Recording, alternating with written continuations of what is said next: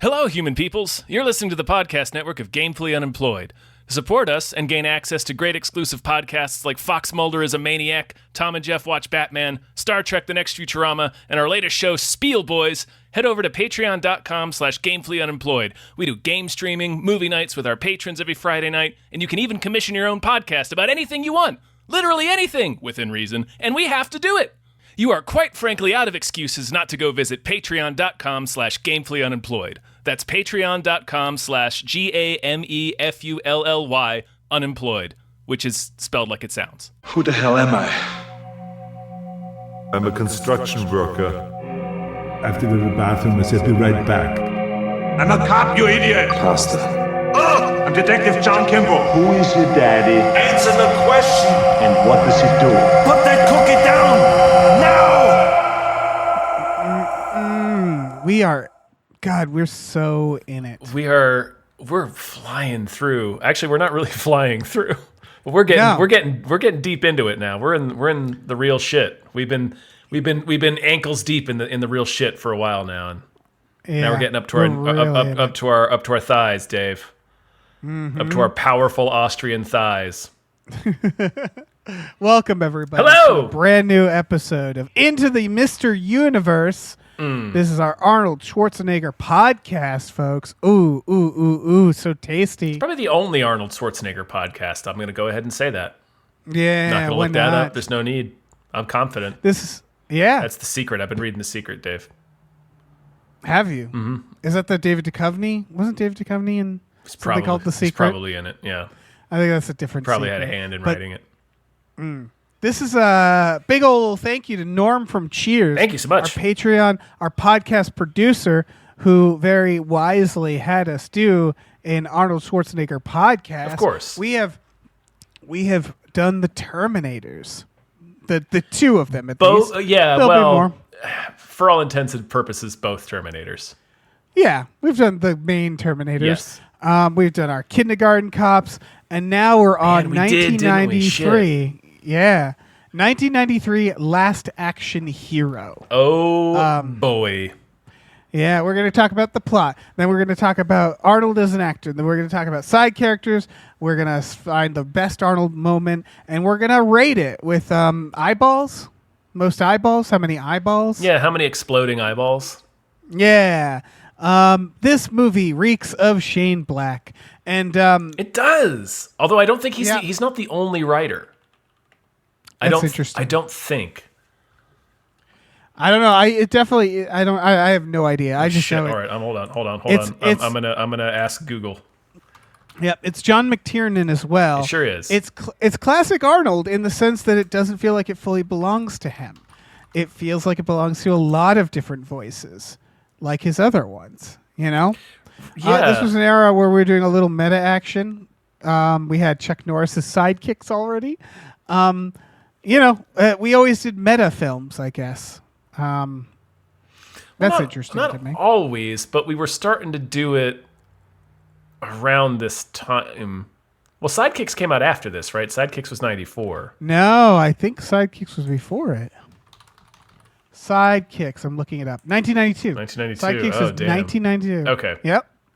Oh, came out. That's in what I 92, mean. Though. Yeah. Well, I think after Kindergarten Cop, I think we realized tough guy with kids, meta. Let's go meta with it. Playing with their image, yeah, but getting specifically meta like it did in Sidekicks and like it does in this movie. Yeah. It's interesting. Pretty sweet. Yeah. Shane Black is one of 4 credited writers on this film. Wow. Including Zach Penn, who would write a lot of comic book movies in the aughts. Right, so it might not be fair to say, but it's true. This reeks of Shane Black to me. It does. I'm sure he did. Yeah. You can tell the parts that are, there are parts that stink of Shane Black, yeah. Yeah, Christmas for one. We don't have to go through the plot. It's a meta action film. I do want to talk about, what it all means. Also, just got a shout out to the Culver Hotel, because this is the first time I watched this when I'm like, oh, that elementary school is clearly the Culver Hotel. That is clearly Culver City. That is right. For people who don't know, that is the center of Culver City in Los Angeles, right next to the MGM building, the MGM Studios, which I think is now Sony. Yes. But it's one of the most classic areas. It's where like Wizard of Oz was filmed in that studio. So it's like it's been around for so long. It's real old Hollywood. And that hotel is almost across the street from Flynn's Arcade, from Tron. It's also one of the bank areas of the banks with Point Break. Basically, it's like you've seen it so many times, that area in movies. And it happens to be where me and Tom saw movies a lot. Well, we lived like where we blocks lived away down the from blocks that. from it. Yeah. So yeah, so we know that area well. So it was just funny to see. yeah, it was funny to see it. I had something that's clearly not an elementary school. Yeah, which I think is part of the joke, Yeah, right? I think so. Yeah, and so like there's a lot of this meta commentary throughout about action. There's also meta commentary about like the state of cinema. Like he goes to school and the teacher's like, you won't recognize Laurence Olivier. You'll know him from the Polaroid commercial. Yeah. Yeah, the Hamlet fantasy, how he's like his mind is rotting with action. The Lowe's Cineplex, the fact that the theater he goes to is getting torn down. Lord knows how they're going to stick a Lowe's Cineplex in there, but they must have bought up that whole chunk of whatever street in New York that is. It's right. Whew, that's a rough area, man. It's this. Yeah, it's kind of like they're talking about this time where like the old is going away and the new is coming, and the new might be safer, but it's like it's lacking a charm. I feel like what they're talking about. Because this movie takes place in two places: L.A. fantasy and New York real reality. World. I think part of it is it's the cheesy trope version of it is believing in it again, like believing in heroes again, and that's part of it. Where it's like the magic of the movies is sort of being like the creativity and like it's this I think that's part of it for sure, because it's like the fourth Slater movie and he's like joking about how like his life is miserable on the inside of the movie. That's the wild thing. So this movie does action, and it's over the top action that I would argue some of it is just proper action. Of course, the Leo the fart scene, it's the funeral awesome. where he's trying to act innocent while trying to defuse the bomb. Oh my God, yeah. And Look, then the an game elephant. of like, yeah, he has to get this body off the roof, and then he gets on a crane, and then there's a helicopter. Then he's hanging. He gets attacked in the elevator. Then he's hanging off the body, and it's like, yeah, it's silly, but this is just action. It's cool. Like, yeah. It's like Jackie Chan shit, where it's like it's silly, but it's like this is a death-defying stunt that is being done. Right. And then there's this weird element of like his life is hell, this existential hell of like, where he's like, I keep thinking I'm gonna die, and I'm not dying. And then when he leaves the real world and he realizes that his life is a sham, he has to face that. And then the part where he's like, kind of like, I feel like he wants to fuck his mom, where he like sits and has this like a nice conversation with him. And it's like, I've never talked to just like a woman before. Yeah, and neat. it's like they're building towards this idea where you almost feel like he's going to stay in the real world. And it just like the movie escalates in such a ways where it's like, I never thought it was going to escalate this way. Like kid is stuck in a movie, that alone is just its own film, right? And then the movie like actually goes into these like deep chasms of thought with this idea. There's a lot of existentialism here, because it's like, what does it mean to be this fictional character? What does it mean to be the person portraying the fictional character? What does it mean to be the person who is the fan, who is watching or reading about this fictional character? What is that relationship? It's not the first of its kind. And in fact, reminds me of a holodeck episode of Star Trek where they bring back Professor Moriarty and give him sentience. And the question is like, are you going to be evil again? And he's like, well, I was written to be evil. That doesn't mean I'm evil. Like there's this whole question of like there's a part where the Charles Dance in this mentions that he's going to bring back Hitler from a movie. And I was like, what is that like? Yeah, it's going to be like the fictional version of Hitler. So right, because it's going to be like, yeah. They're going to be like, listen, you're fictional Hitler. And he's like, oh, okay, so I'm fictional like Dracula. And he's like, well, not like Dracula. Like you're actually a person who existed. But you're Hitler. Also, it's very funny to say I'm going to bring back Hitler, because I would argue it's not like Hitler has powers. Like right, bringing back he Hitler. kind of needed like an army and stuff. Yeah, like Exactly, he needed like- like a lot of political force behind him. He's gonna realize that Hitler's not that useful. Right, you're better off sticking to like King Kong or like Yeah. bad guys that have like powers. Right, Like- Hitler is just an idea man, and like it's not very good ideas. And No, it's just like- he doesn't no, have. you'd be He's be- not the Wolfenstein Hitler. He doesn't have a mecha suit. Right, Like, yeah. No, he'd be better off going and getting like Bane or something. Yeah, exactly. Hitler's just and again, Not a good it's gonna pick. be It's mostly not a good confusing. pick. It's not a good pick. Not a good for pick. his dream 'Cause team then of villains. He'll also be like, I'm a real fictional character, but I don't quite look like because I'm being played by an actor. Like, so I'm not this. Right, it's just some fictional poor character. actor, but like his clone running around as Yeah. Hitler in this world. That'd be a Yeah, nightmare. the actor's like, come on, man. Yeah, they deal with that. They have fucking the meta idea where they have Tom Noonan in this playing himself and playing the Ripper. And playing the Ripper, they have Arnold as himself and as Yep. Slater. I want to see Charles Dance in this too, but Yeah, that He would've been never fun. shows up. Yeah, no, he doesn't Yeah. show up. it would have been easy to get him. He's right there Yeah. on your set. Just throw him in that scene. Instead, they're like, we need Chevy. It's like, do you need Chevy? We did get Chevy in there. Well, they got We'll Hammer talk- in there too. we'll talk about it in the next segment. But like, yeah, I mean, I don't have much more to say about the actual plot. If people haven't seen it, I mean, go see it.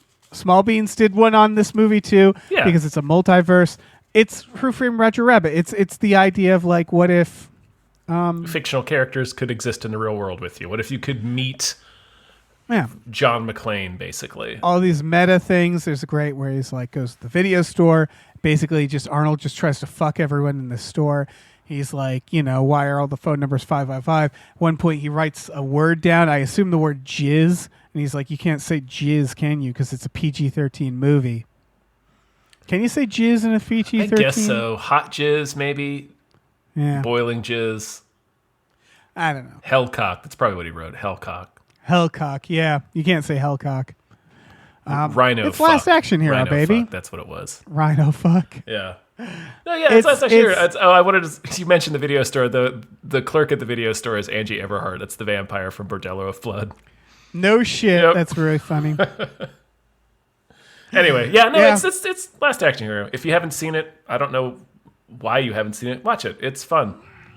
It's an interesting movie because it asks a lot of questions and doesn't have that many answers. No. And you could even argue at the end that Jack Slater shouldn't be happy. He's to be not. back It's in his world. It's.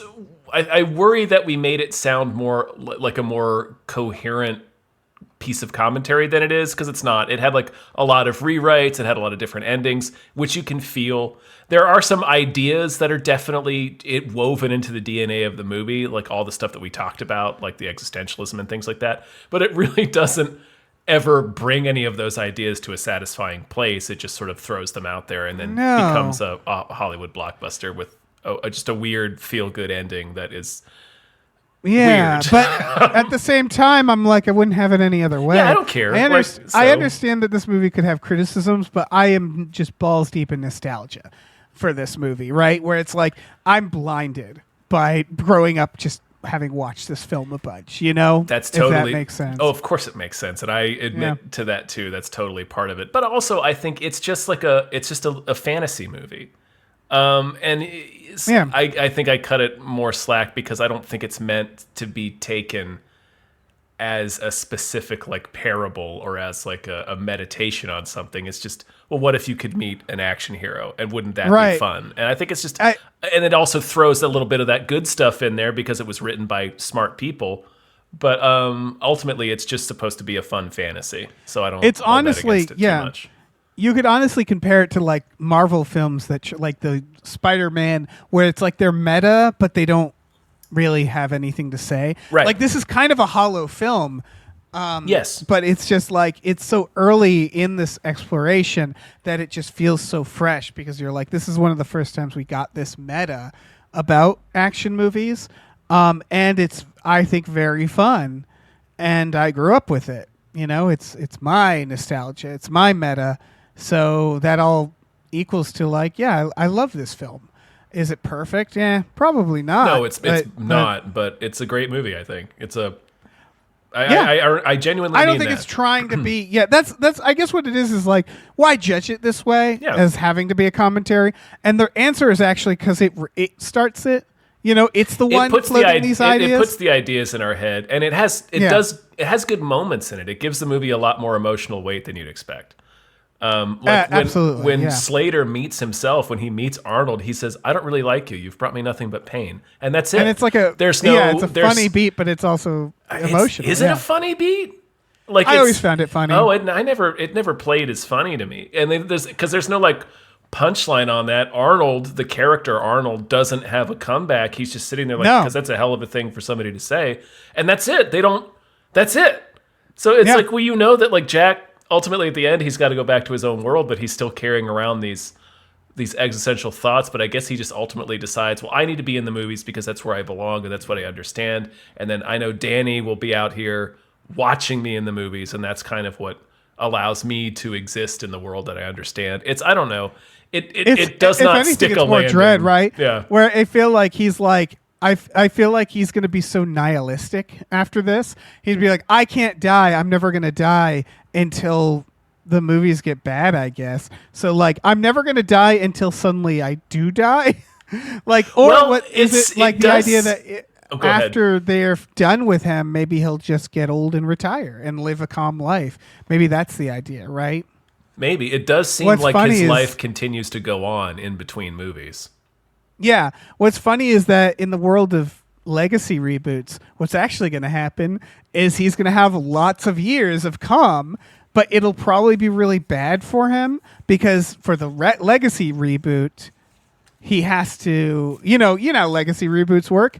Leia and fucking everything, yeah, you got to reset everything. So like suddenly his life's going to go really wrong.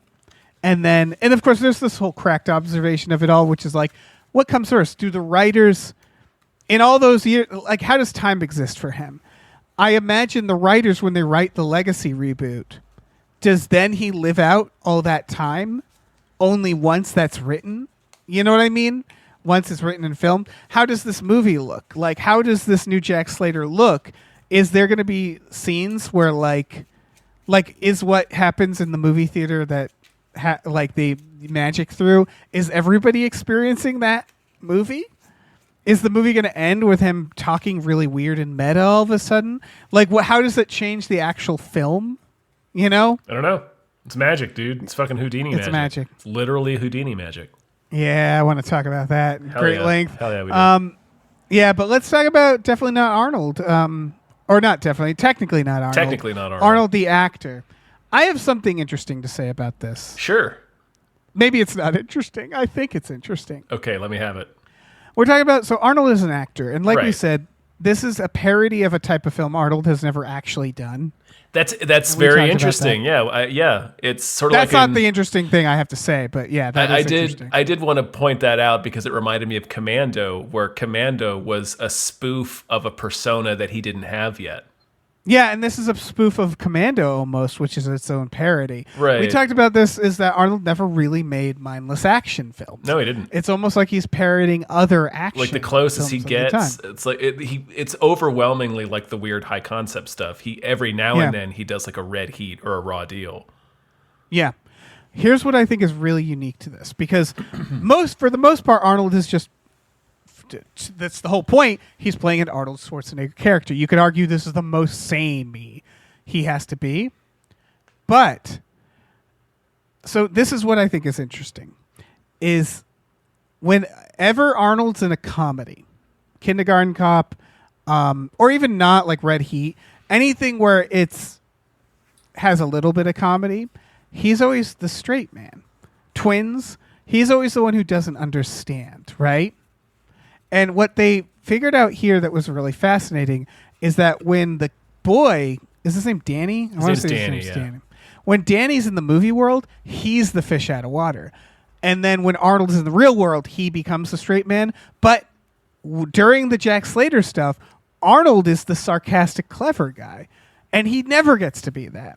He's the guy who's like making fun of the kid for being so weird. He's Danny DeVito in Twins in this one. Exactly. He is put upon by this kid. He doesn't like him. He thinks he's crazy. He has a sarcastic comeback for everything the kid says. You're right. He never gets to be that, but Jack Slater, the character, is like that too. He's more like Bruce Willis in Die Hard. Right, because that's who he's supposed to be. It's like... Right. Yeah. And what's funny is Schwarzenegger rarely actually got to be the funny guy.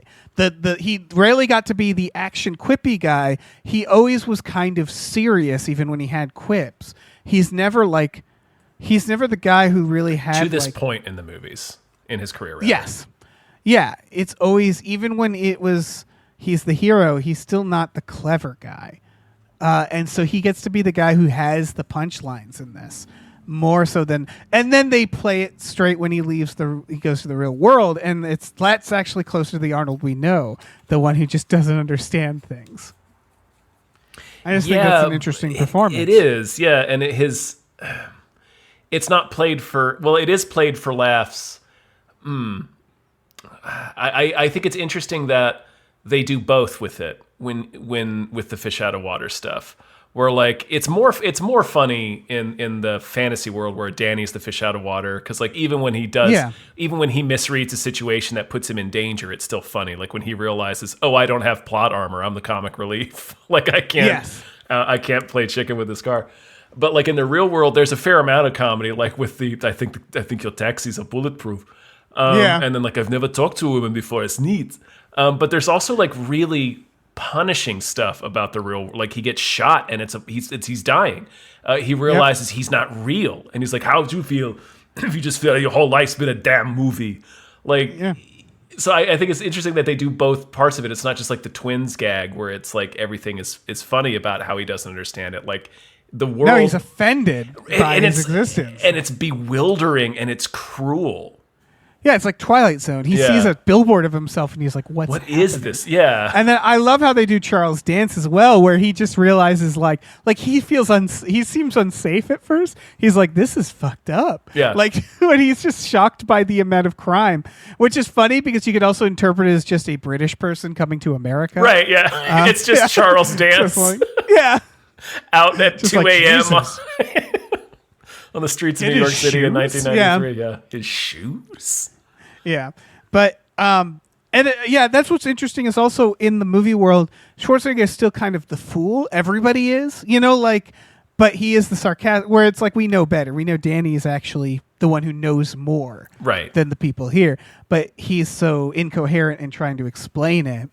And it's an impossible thing to explain. You would never believe it. You'd never believe it. But then, Arnold gets this very interesting role, which is he has to have an existential crisis that like most actors don't have to like face the idea that he's a fantasy, and that his dead child was a fantasy. Yeah, of a writer. That the fact that the movie went that hard on that. Yeah, is him saying I'm gonna buy it soon, like about how he thinks he's just gonna die soon. He feels like he's gonna die soon, and his apartment there's nothing in it. Even though there are a couple of really big jokes in that scene, it's a real depressing scene. Yeah. Yeah, well, the reveal also that he pays a drugstore cashier to pretend to be his ex-wife, that fascinates me because it probably wasn't written into the Jack Slater movie. And it's weird to pay a drugstore cashier to call so you can ignore the call. Like, can't he just pretend someone's call? Like, I don't know. It's a weird strategy. That's all. He's paying a drugstore cashier to pretend to be his ex-wife so that he can then do this bit where he puts a pre-recorded. It's a bit like the Planes, Trains, and Automobiles ending. It's a bit like, oh, well, that reveal sort of came out of nowhere just to be like a tragedy. Yeah.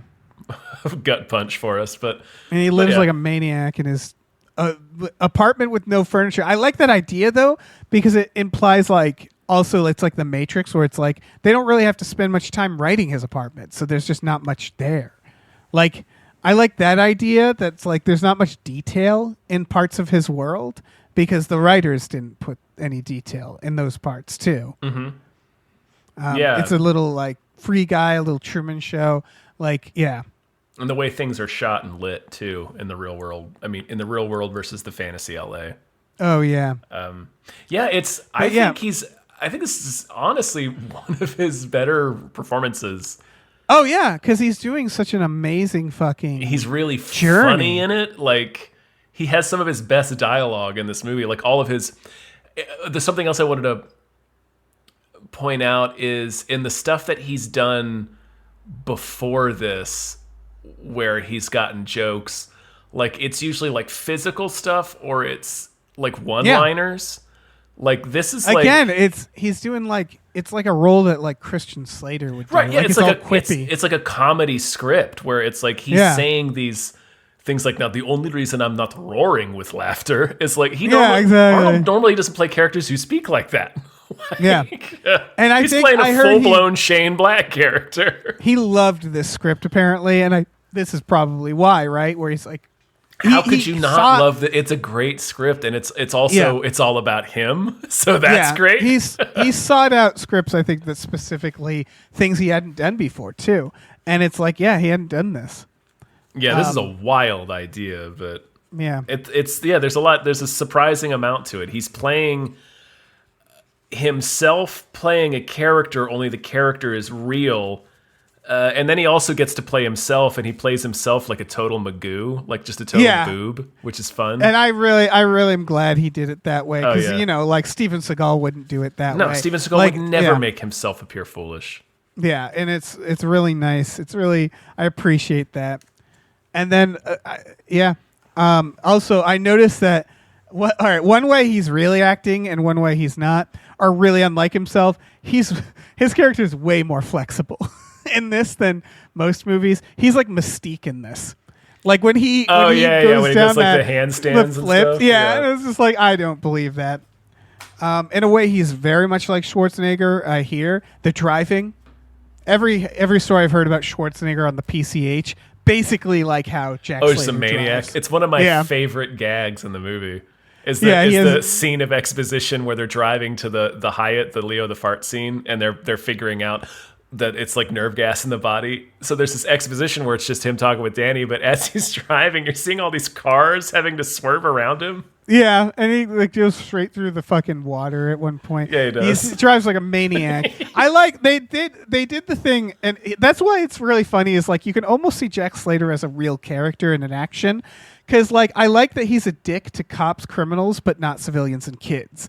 Like he's very specifically, he doesn't respect other cops. He doesn't really respect property of like rich people property and criminals. But the moment there's a kid, he's nice to the kid. The moment there's a civilian, he's nice to the civilian.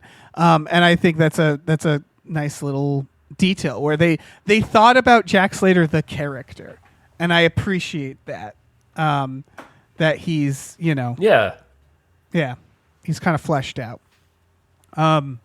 He's every Shane Black trope, pretty much. He really is. Except he's not Should an we alcoholic. talk about right?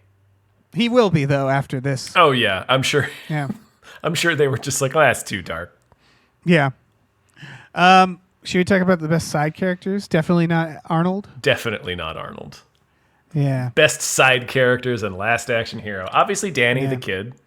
Yeah, he's sort of the main character. Yeah. You could argue he was stabbed in his apartment, and this is all a death fantasy. Yes, he's but bleeding also slowly out on the tiles. Shout out to the dirtbag who robs him and then just gets sad that he doesn't have enough. He's not stuff. sad. He's pissed. Like he's mad at the kid for being poor. It's so funny. What a dirtbag. Go fish, amigo. Throws the key in this toilet.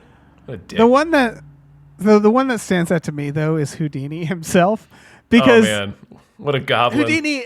Yeah, so Houdini had a magic ticket, which means that magic existed, which means that Houdini must have been a sorcerer of some kind.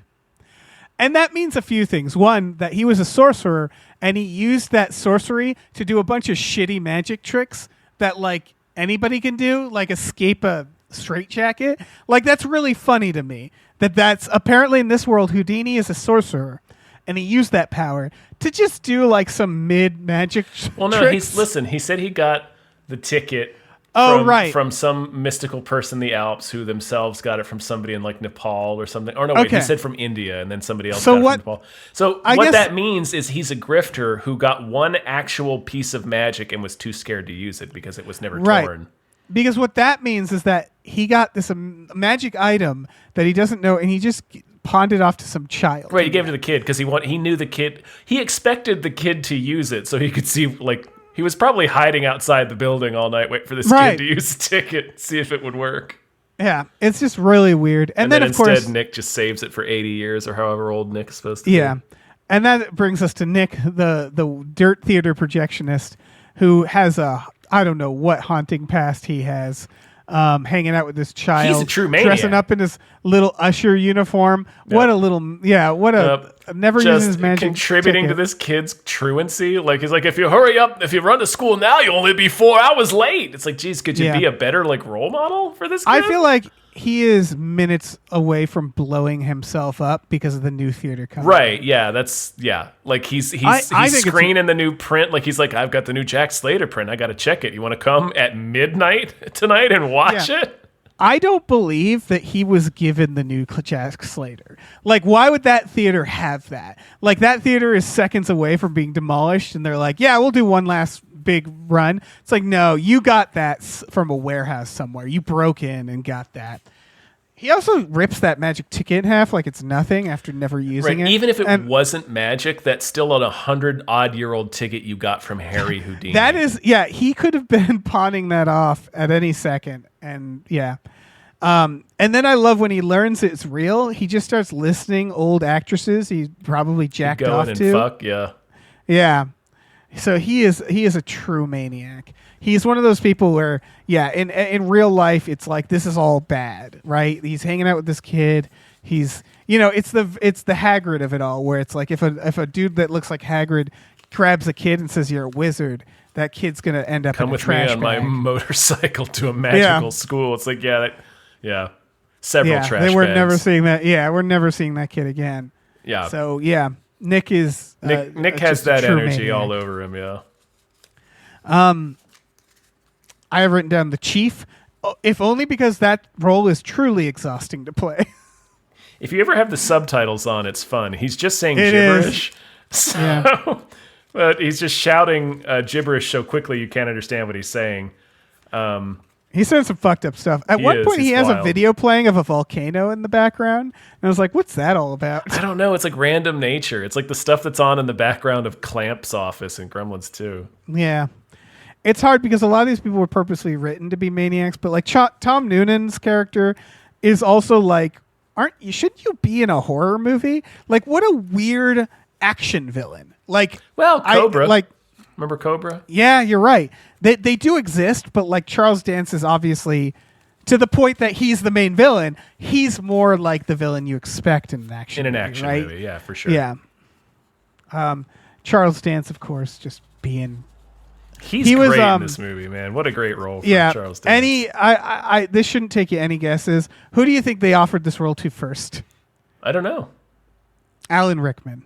Oh, of course. Yeah, exactly. Of course, apparently he joked that he was cheaper than Alan Rickman. Yeah, I love when the kid when he has that pop out knife. He's so excited about it, like Yeah. it's the first time he ever used it. The grenade and knife, then- you mean? Yeah, no. He has a pop. Oh, Charles knife on his Dance. sleeve. Charles Yeah. Dance. Yeah, he loves his gadgets. He And I does, love yeah. that when he realizes he's in the Matrix, he's just so into it.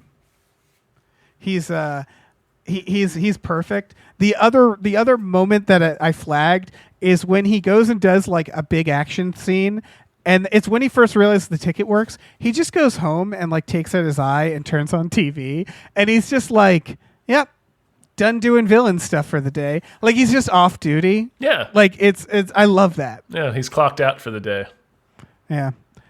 I have some more. Yeah, for sure. There's a lot of characters. The cat, Whiskers. Cartoon cat. Cartoon cat Whiskers, voiced by Danny Yep. DeVito, who Yep, Detective sexually Rabbi. harasses every woman he speaks to. Yeah.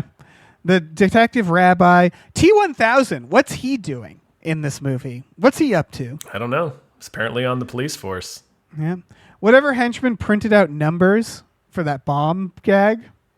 I think went they to fucking Kinko's. I think they bought those from a hardware store. I think those you're are right. address numbers. You're right. They probably are.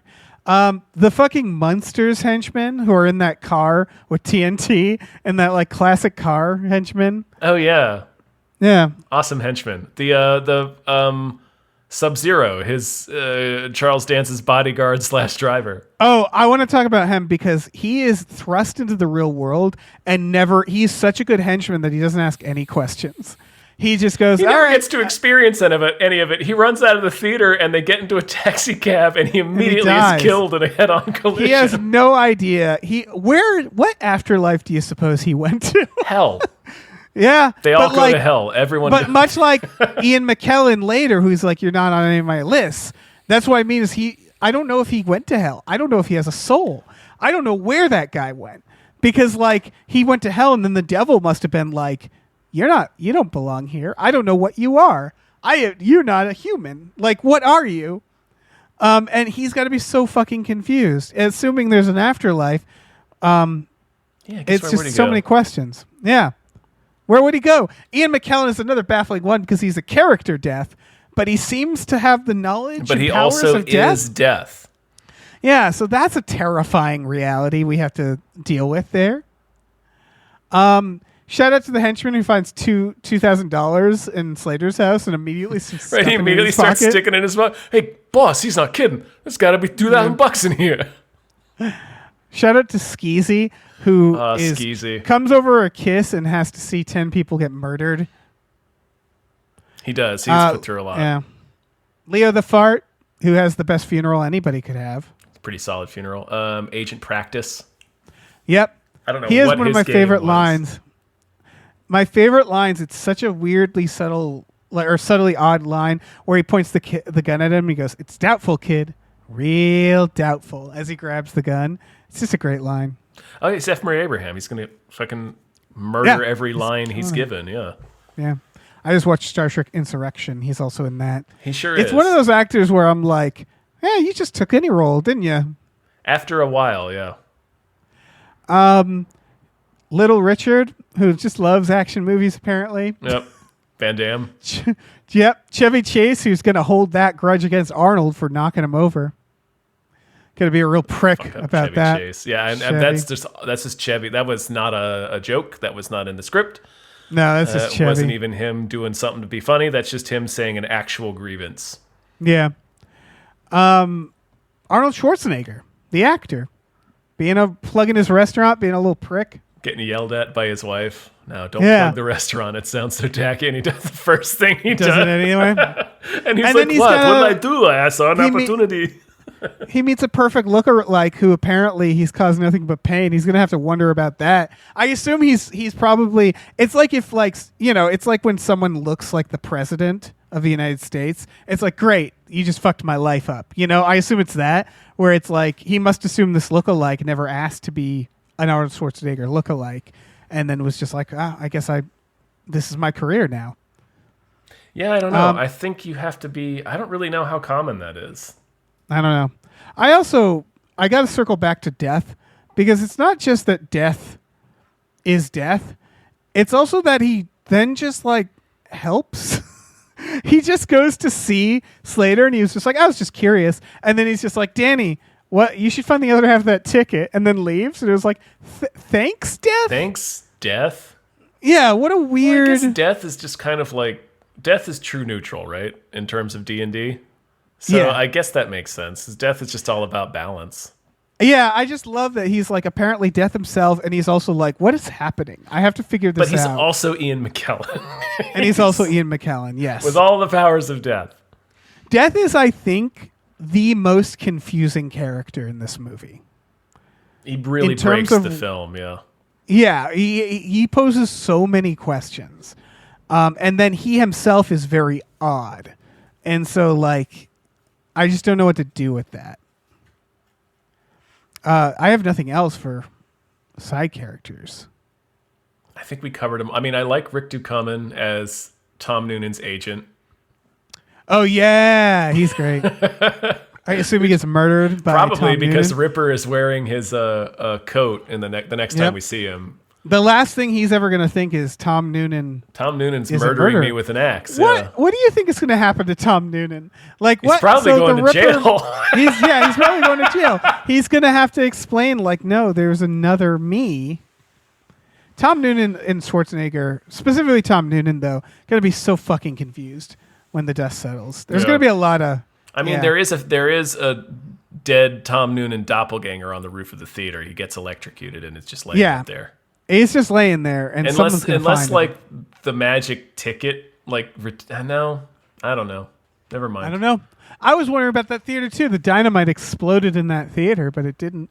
Right, and it like apparently launched him into the movie screen. Like, there's a couple of moments, like that's the worst moment of the movie, right there. There are a couple of moments where it's clear they could not figure out how to get where they wanted to get. Like, they could not figure out how to get Danny through the movie screen, so they had dynamite land in the theater and apparently blow him up and launch him into the screen. Right. It's a very weird thing to do. Yeah, there's some weird fucking shit in this movie, as much as I love it. And then, like, Death, how did Death realize he was in a movie? Like, none of the other characters have I guess as soon as... Well, because does that also mean that Death is real? Right. Because is the magic giving him the powers that Death, the actual figure entity, has in the natural world? That's what's wild. Or is the magic giving him the powers that Death is supposed to have in this fictional version of him in the Seventh Seal?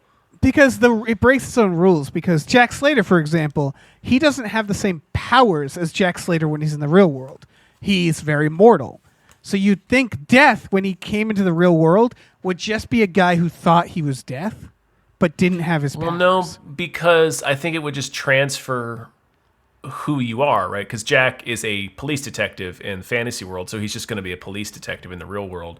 But in the Seventh Seal, Death is an immortal entity, timeless entity. Right. So he's just going to be that. But Jack Slater has plot armor that you could say is a superpower. I guess it's not. It's a trope. So, like, if Dracula came into the real world, he'd have Dracula powers that was written for him. Presumably. I mean, that's what Charles Dance is baking on when he's talking about popping in to get him. Yeah, because Death is Death. So that's the question of, does the ticket create the concept of Death? Because what if Death isn't an entity in our real world, but since it was written and it comes out of the movie, he has all the same powers as Death? Meaning that if you did that to a movie about God, to Bruce Almighty. Now Jim Carrey is God. Or Morgan Freeman. Then he would be God. And which means that ticket is more powerful than God. That's the most powerful thing that's ever existed in a movie is that ticket. Because it basically has the power to conjure anything else that exists. No, you're right. Yeah. You could bring Jesus Christ from a movie. Sure. And he would be Jesus Christ. T-Rex. Or T-Rex. Or both. Yeah. Or T-Rex Jesus Christ. There's a movie Christ where that Rex. happens. Yeah. Yeah. G-Rex. Let's talk about the most Arnold. The most Arnold moment. Man. I wrote this down. I didn't think about it much. I think it's literally playing Arnold. Right? That's the most Arnold thing you can do is literally play Arnold Schwarzenegger. That's true, yeah. And this is because it's tough because the movie is about Plugging Planet Hollywood. Yeah. Yeah, so he does a lot of shit that is intentionally over the top and ridiculous and absurd. Yeah. That doesn't carry the same weight as it would in like a Raw Deal. Like him driving the monster truck through the front of the store. Yeah, if we want to talk about lines, honestly, look, I don't like you. I don't really like you. All right, you brought me nothing but pain has always been a line that stayed with me.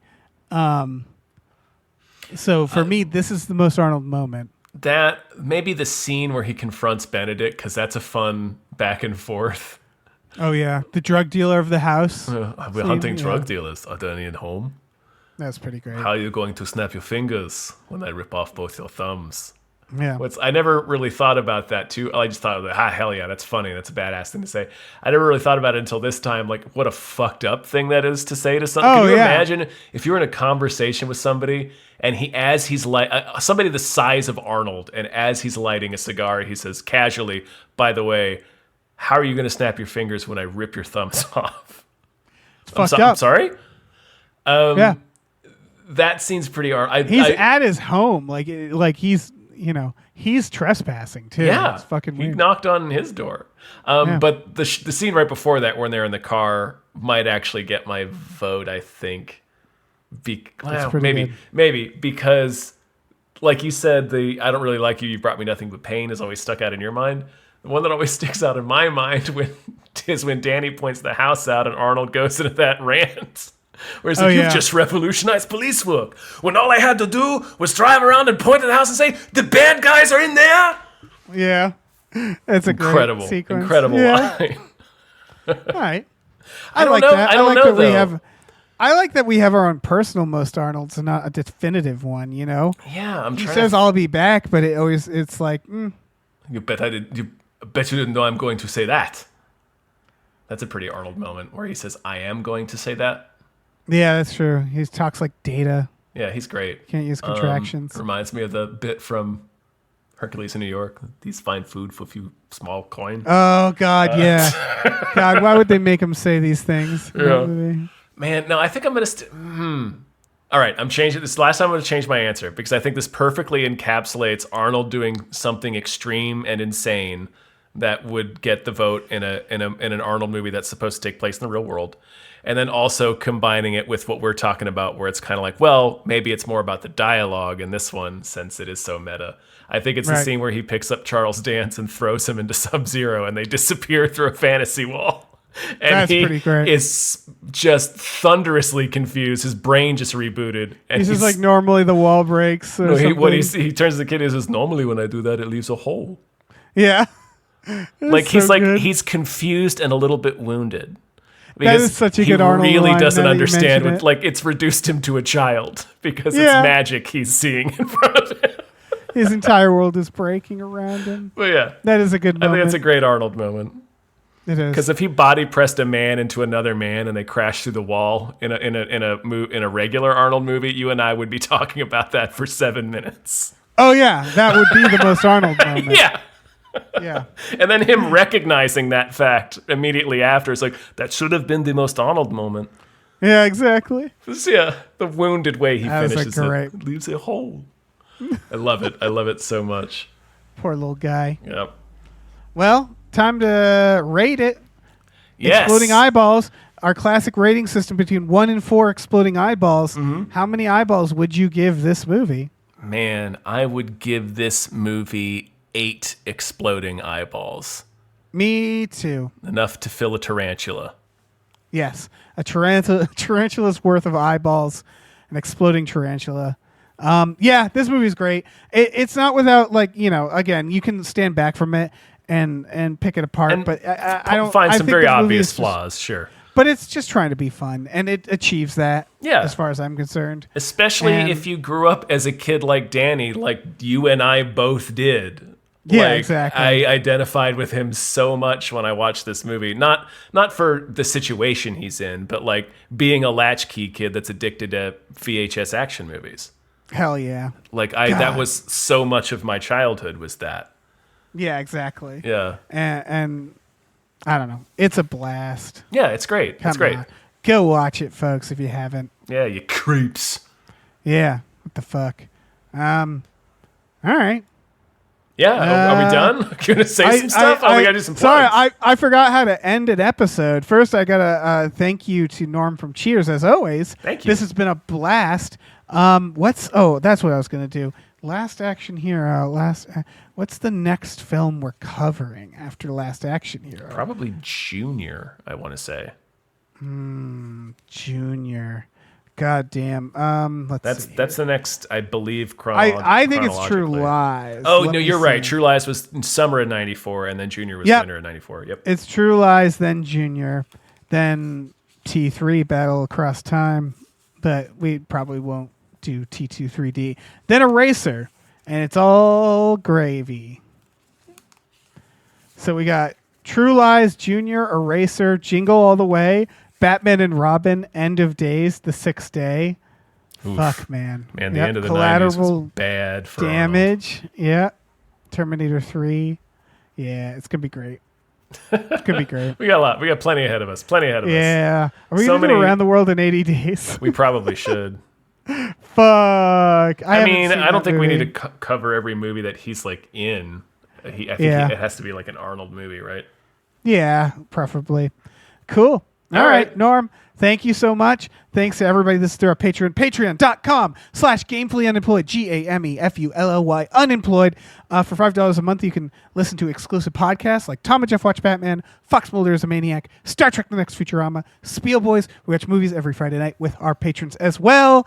Lots of good stuff. We have a Discord community. Great stuff. Check it out, please. Yeah, do that. Also, we have a store. Head over to gamefullyunemployed.com where you can find a link to our Teespring store where we have all kinds of cool original artwork and designs you can get on t-shirts, mugs, stickers, posters, all sorts of things. So check that out. And yeah, keep Arnold in your heart. Yeah. Just like a listen out worm, for the like a for the heartworm. Arnold time stream, the Arnold multiverse. Of all the fabulous characters he's brought to us. And if you got a magic ticket, eat it, then you're magic. Right. Then you can just walk in and out of movies at will. Yep, should have thought of that, Charles. Chuck Dance. Immediately just eats it. Yeah. I've discovered the secret of the magic. Cramming it. It's a Red fucking Dragon whole style, fist yeah. into his mouth. Yeah, just tears streaming down his face as he's I choking want it it. down. I want it. Magic burns. It burns. All right. Bye. Bye. Australia.